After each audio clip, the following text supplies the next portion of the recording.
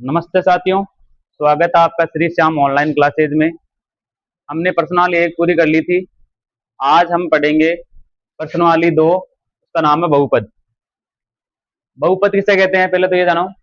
ऐसा बीजीय व्यंजक जिसमें चर की घात 0 या धनात्मक पूर्णांक को बहुपद कहलाता है। जैसे मैंने मान लो 2x² प्लस 2x प्लस 3 देख लिया, t² माइनस 2, एक मैंने t³ माइनस 3। तो देखो धनात्मक पूर्णांक आ रही है घात 2 आ रहा है, इसमें भी 2 आ रहा है, इसमें भी 2 आ रहा है। चर की घात क्या आ रही है 2। जो एक्स वाई मान होते हैं वो क्या होते हैं चर। जैसे मान लो एक्स वाई जेड वाले मान हो गए, एबीसीडी हो गए जैसे। और अचर बोलते हैं, अचर पद बोलते हैं जैसे गिनती वाले हो 1 2 3 2 2 2, ये होते हैं अचर वाले। धनात्मक पूर्णांक को बहुपद कहलाते हैं। तो ये उदाहरण हो गए बहुपद के। बहुपद की घात आगे क्या आता है, बहुपद की घात। किसी बहुपद में सबसे बड़ी घात वाले पद के घातांक को उस बहुपद की घात कहते हैं। जैसे मान लो कि पी एक्स बराबर दे रखा है 5x³ प्लस 3x प्लस 2। तो इस बहुपद की घात क्या होगी, अपने को देखना है कि जो बड़ी घात है, बड़ी घात क्या है चर पे 3 है। तो इसमें क्या हो जाएगा, बहुपद की घात क्या हो जाएगी 3 हो जाएगी। बड़ी घात देखनी है, घात तो यहाँ पर भी 1 है, लेकिन बहुपद की क्या देखनी है, बड़ी घात क्या है इसमें 5x³ है, तो घात कितनी है 3 है। आगे नोट लगा के देखो, अचर बहुपद की घात सदैव शून्य होती है। अचर बहुपद की घात क्या होती है, जैसे मान लो कि 3 दे दिया, 3 की घात 1 नहीं होगी, 3 की घात क्या होगी शून्य होगी। अगर पूछ ले कि भाई 3 की घात क्या होगी, तो शून्य होगी। तो अचर बहुपद की घात सदैव शून्य होती है। शून्य बहुपद की कोई घात नहीं होती है। शून्य बहुपद की कोई घात नहीं होती है, शून्य की घात कोई नहीं होती है। तो ये हमने पढ़ लिया। बहुपद किसे कहते हैं, बहुपद की घात किसे कहते हैं, और नोट में लिख लिया कि अचर बहुपद की घात सदैव शून्य होती है और शून्य बहुपद की कोई घात नहीं होती है। अब पढ़ेंगे हम घात के आधार पर बहुपद के प्रकार। पहला है रैखिक बहुपद। इस प्रकार के बहुपद, इस प्रकार के बहुपद की घात, बहुपद की घात 1 होती है, 1 होती है। रैखिक बहुपद कहते हैं इस प्रकार के बहुपद की घात क्या होती है 1 होती है, उसे कहते हैं रैखिक बहुपद। इस रैखिक बहुपद का व्यापक रूप क्या होता है, व्यापक रूप होता है इसका ax प्लस बी। रैखिक बहुपद का व्यापक रूप होता है ax प्लस बी। जैसे मान लो उदाहरण के लिए मैं दे रहा हूं आपको 2x प्लस 3, एक मैंने केवल 6x ले लिया, उसके बाद में 3t माइनस 2 ले लिया। यानी कि जैसे मान लो x का पूर्णांक है, जो a का मान होगा 2 होगा, जो b है वो क्या होगा अचर पद होगा। इसमें इसमें क्या होगा, यहाँ लिख लो कोष्टक के अंदर a है, a बराबर x का गुणांक, x का गुणांक इतने से लिख लो, और जो b है वो क्या है अचर पद, b बराबर है अचर पद, है कि नहीं। इस प्रकार के बहुपद की घात क्या होती है, एक होती है, उसे क्या कहते हैं रैखिक बहुपद। इसका व्यापक रूप होता है ax प्लस बी। तो उदाहरण के लिए जैसे मान लो 2x प्लस 3 हो गया, 6x हो गया, 3t माइनस 2 हो गया। जैसे मान लो कि यहाँ b दिया नहीं है, ax प्लस बी का रूप देगा तो b अचर पद है, तो b नहीं दिया तो क्या अचर पद क्या करेंगे 0 करेंगे। उसके बाद में बोला द्विघात बहुपद, यहाँ लिखेंगे इस प्रकार के बहुपद की घात, बहुपद की घात 2 होती है, 2 होती है, उसे द्विघात बहुपद कहते हैं।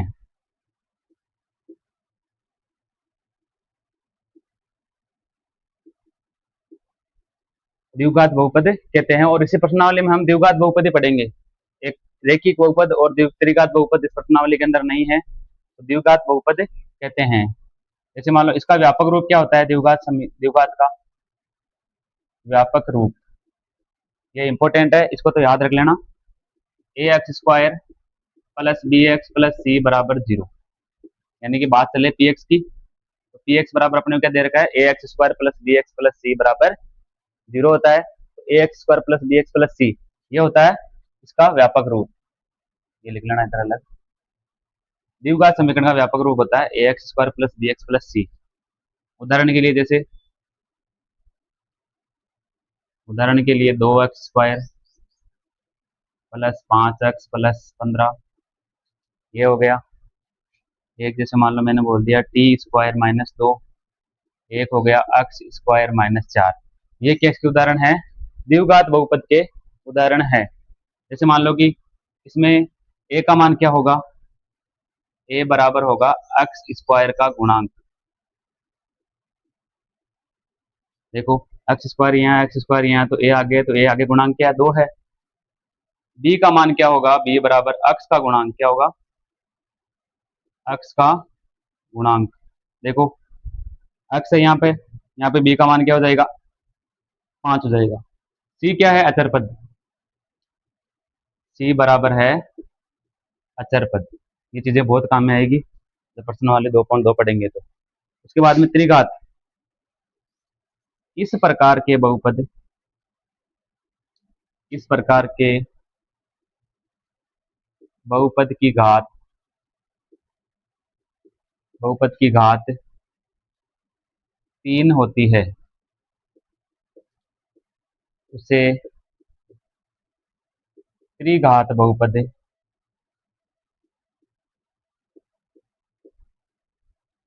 कहते हैं।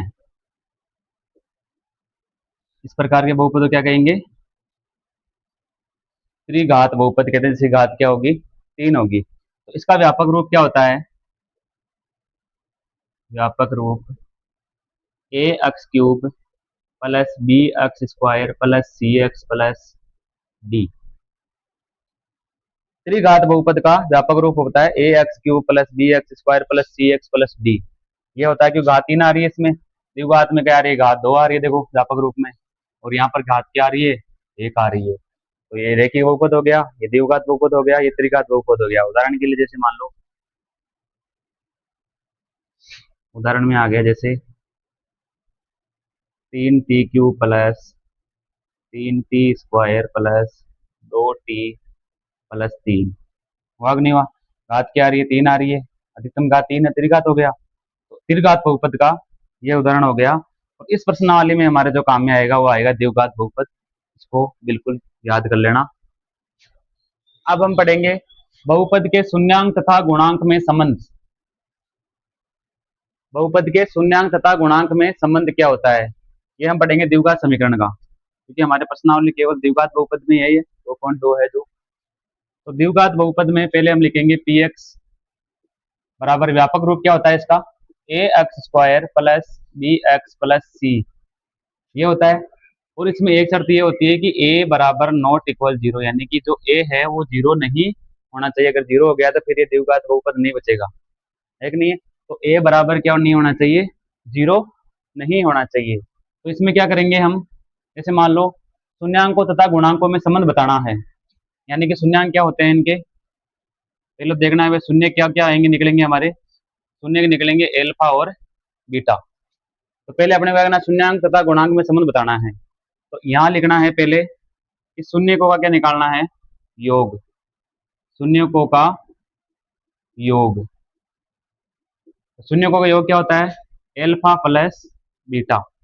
वो किसके बराबर होगा, इस द्विघात समीकरण के व्यापक रूप में, तो माइनस बी बटावा ए। एल्फा प्लस बीटा बराबर क्या होगा, माइनस बी बटावा ए। जो बी होता है वो क्या होगा और ए क्या होगा, तो जो बी होता है वो क्या होगा, अक्ष का गुणांक, अक्ष का गुणांक। और बटे हुए के अंदर जो ये ए होगा वो क्या होगा, एक्स स्क्वायर का गुणांक, गुणांक। देखो एक्स स्क्वायर आगे क्या लग रखा है, ए लग रखा है, तो एक्स स्क्वायर गुणांक हो गया ना ए का मतलब। बी का मतलब हो गया एक्स का गुणांक, बी के साथ एक्स में ना, तो एक्स का गुणांक हो गया। तो ये एल्फा प्लस बीटा बराबर क्या हो गया, माइनस बी बटावा ए। बी क्या होता है, एक्स का गुणांक, और ए क्या होता है, एक्स स्क्वायर का गुणांक। उसके बाद में एल्फा गुणा बीटा बराबर होता है सी बटावा ए, यानी कि शून्यकों का योग ये हो गया, और यहाँ क्या हो जाएगा, शून्यकों का गुणनफल, शून्यकों का गुणनफल एल्फा गुणा बीटा बराबर होता है सी बटावा ए। सी क्या होगा इसमें, सी देखो अचर पद होता है ना, तो यहाँ लिखना है सी अचर पद के, अचर पद का गुणांक, और ए होता है एक्स स्क्वायर का, एक्स स्क्वायर का गुणांक, है कि नहीं है। जैसे मान लो कोई भी समीकरण अपने को दिया हुआ है, x square plus 8x plus 15, ये हमारे को दे दिया, जैसे मान लो कि x square plus 8x plus 15, तो इसमें मान लो कि एक्स स्क्वायर का गुणांक कुछ नहीं दिख रहा है, तो एक तो यहाँ गुणांक दिखा देता है ना, एक गुणांक तो यहाँ छुपा हुआ रहता है, तो एक्स का ए का मान क्या जाएगा, एक आ जाएगा, बी एक्स है तो बी मतलब बी क्या हो गया 8 हो गया, सी क्या है 15, तो सी क्या हो गया 15 हो गया। और पहले हमारे को क्या निकालना है, शून्य, पहले निकालने मूल निकालते हैं ना, शून्य, शून्य निकालने के बाद प्रूव करना है कि जो ए अल्फा प्लस बीटा बराबर माइनस बी बटावा ए, जब बी का ए का मान यहाँ से रखेंगे और शून्य का मान कहाँ से रखेंगे, जब मूल निकालेंगे द्विघात समीकरण के, अगर ये दोनों बराबर हो रहे हैं तो हमारे क्या हो रही है, बहुपद के शून्यांक तथा गुणांक में संबंध की जांच हो जाएगी। बहुपद के शून्यांक तथा गुणांक में संबंध पढ़ रहे हैं हम, तो इसमें क्या उदाहरण से समझा रहा हूं मैं आपको कि भाई शून्यकों का योग, शून्यकों का गुणनफल, ये दोनों माइनस बी बटाव ए के बराबर में होता है कि नहीं होता है, अभी सूत्र पढ़े थे ना हमने पहले, तो उसको हम प्रूव करके देख रहे हैं उदाहरण से। जैसे मान लो कि ये हमारा है द्विघात समीकरण दे रखा है प्लस 15, ये दिया हुआ है, बराबर में क्या होगा 0।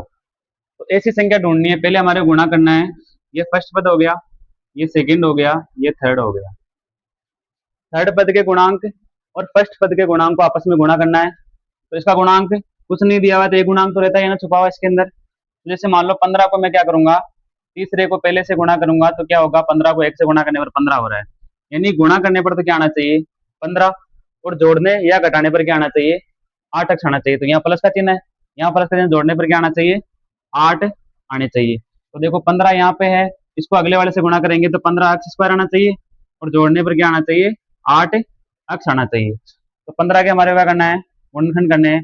15 को मैं क्या लिख सकता हूँ 3 गुणा 5, 3 गुणा 5 क्या होता है 15 होता है, और 5 और 3 भी क्या होता है 8 होता है। तो 15 का गुणनखंड क्या हो गए 3 और 5, तो यहाँ इस 8 अक्ष के हमें क्या लिखना है 3 अक्ष, तो गुणनखंड क्या हो गया अपने 3 अक्ष और 5 अक्ष। देखो 3 को 5 से गुणा किया 15 आ रहा है, अक्ष को अक्ष से गुणा किया अक्ष स्क्वायर आ रहा है, यानी गुणा करने पर 15 अक्ष स्क्वायर आ रहा है, और जोड़ने पर क्या आ रहा है 8 अक्ष आ रहा है। तो हमें क्या लिखना है इसके टुकड़े, जैसे मान लो मैं यहाँ लिख रहा हूँ एक्स स्क्वायर प्लस के 3 एक्स प्लस के 5 एक्स प्लस 15 बराबर क्या होगा 0। अब देखो इन दोनों में से कॉमन लेना है, इन दोनों में से कॉमन क्या आ रहा है, ये दोनों लेना है। तो इन दोनों में देखो एक्स यहाँ भी है, एक्स यहाँ भी है, तो एक्स मैंने यहाँ ले लिया, तो अंदर क्या बचेगा, देखो एक्स का 2 है यहाँ पर, मैंने एक्स बार ले लिया, कॉमन ले लिया, तो यहाँ क्या बचेगा एक्स बचेगा, प्लस में आ गया। अब देखो यहाँ एक्स है और मैंने एक्स पहले बार ले लिया, तो बचा क्या केवल 3 बचा, आगे चिन्ह किसका है प्लस का। इन दोनों में कॉमन क्या आ रहा है 5 आ रहा है, तो 5 ले लिया, और 5 कॉमन आ रहा है तो यहाँ एक्स बच रहा है, और 5 का भाग 15 में कितनी बार गया 3 बार गया, तो ये 3 आ गया, बराबर में क्या हो गया 0 हो गया। तो देखो इन दोनों में से एक कॉमन ले लेते हैं, सेम ही तो दोनों ही, एक्स प्लस 3, जैसे मैंने कॉमन लिया तो बचा क्या एक्स प्लस 5, एक्स प्लस 5 बराबर क्या हो जाएगा 0। एक को हमारे एक्स प्लस 3 को 0 के बराबर रखना है, और एक एक्स प्लस 5 को 0 के बराबर में रखना है। तो एक्स प्लस 3 बराबर 0, या फिर एक्स प्लस 5 बराबर 0। एक्स बराबर ये प्लस का 3 है, बराबर का 2 जाने के बाद किसमें हो जाएगा माइनस में हो गया, और या फिर इधर वाला क्या हो गया एक्स बराबर ये प्लस का 5 2 जाने के बाद माइनस के 5 हो गया। अब देखो जो ये हमारे शून्य का है क्या है, शून्य क्या है अपने पास, शून्य का है -3 और माइनस के 5। तो शून्य में क्या होगा, एक तो होगा एल्फा, एल्फा का मान -3, और बीटा का मान क्या है माइनस का 5। शून्य क्या होते हैं एल्फा और बीटा मान लिया हमने, शून्य एल्फा क्या हो गया -3 और बीटा क्या हो गया माइनस के 5। अब हम यहाँ करेंगे सत्यता की जांच। शून्यांक तथा गुणांकों में संबंध। शून्यांक तथा गुणांकों में संबंध है कि नहीं है? तो पहले हमारा क्या करना है, शून्यकों का योग।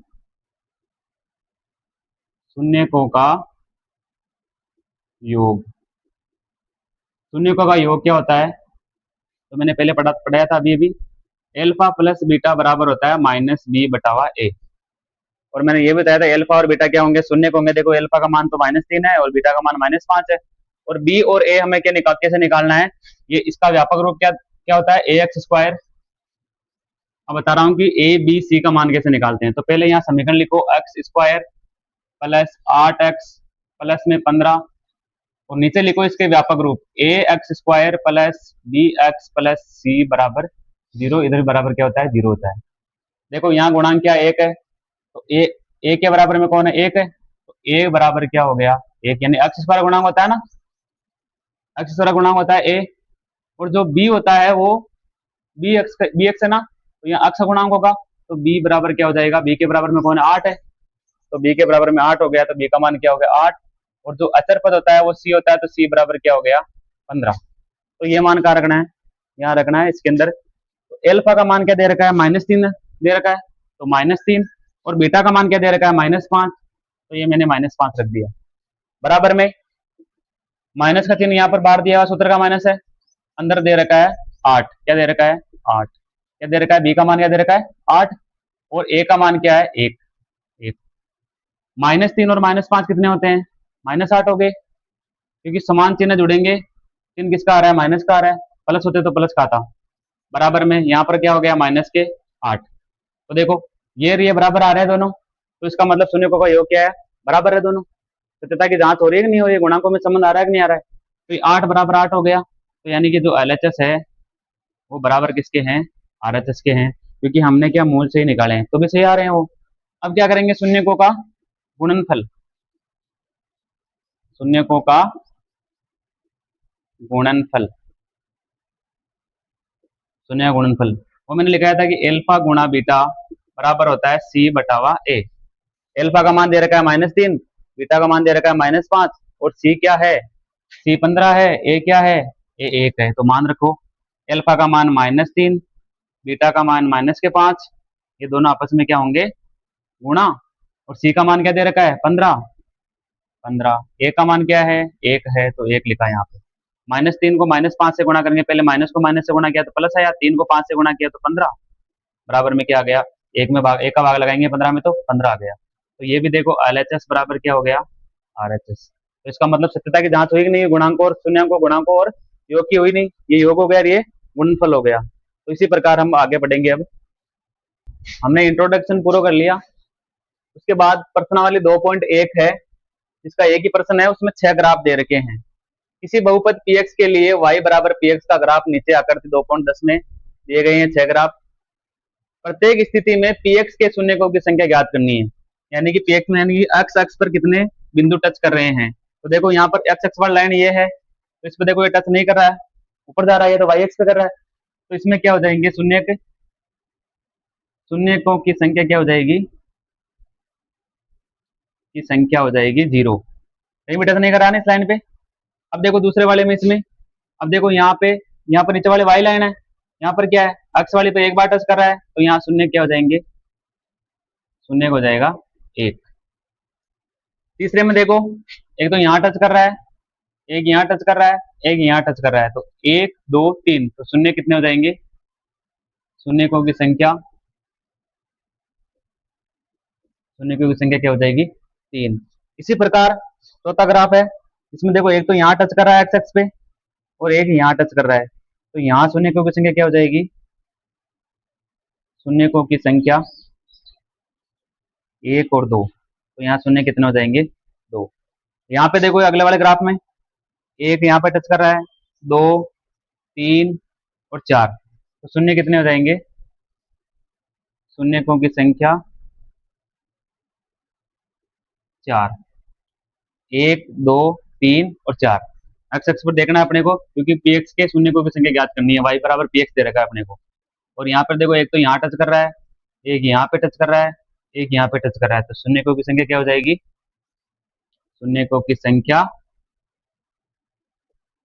1, 2 और 3। और ये अपना 2.1 है, इसका हल है, इतना लिखना है बस।